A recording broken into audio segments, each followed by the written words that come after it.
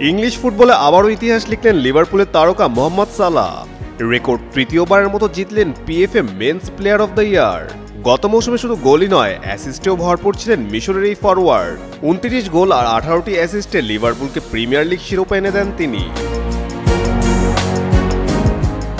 ম্যানচেস্টারের জাঁকজমকপূর্ণ মঞ্চে পুরস্কার হাতে নিয়ে সালাহ জানান, শুরুতে শুধু ফুটবলার হতে চেয়েছিলাম, পরিবারের জন্য কিছু করতে চেয়েছিলাম, কিন্তু সময়ের সঙ্গে সঙ্গে স্বপ্নও বড় হতে থাকে।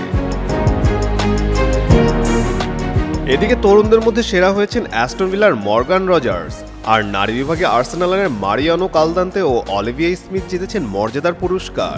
প্রশ্ন হচ্ছে, সালাহ কি এভাবেই একে একে কিংবদন্তিদের ছাপিয়ে যাবেন?